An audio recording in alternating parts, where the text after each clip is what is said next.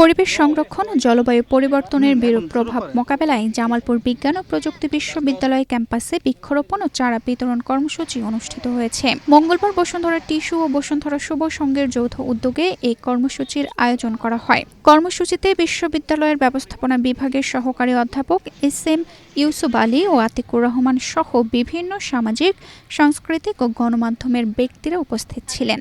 এ সময় ক্যাম্পাসের বিভিন্ন স্থানে গাছের চারা রোপণ এবং শিক্ষার্থীদের মাঝে চারা বিতরণ করা হয়।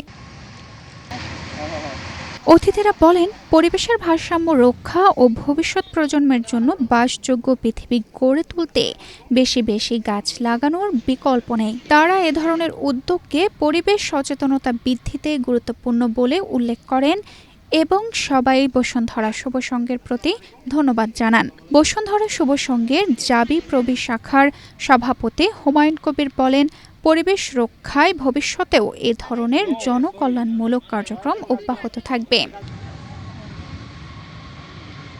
তানজিদা রহমান, ইনায়া, বাংলাদেশ প্রতিদিন।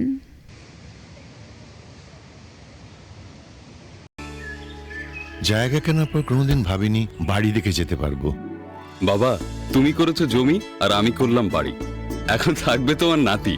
বসুন্ধরা সিমেন্টের দৃঢ় গাঁথুনি গড়েছে 3 প্রজন্মের এক ঠিকানা। শক্তির মানদণ্ডে উত্তীর্ণ বসুন্ধরা সিমেন্ট। বসুন্ধরা সিমেন্ট, প্রজন্মের বন্ধন।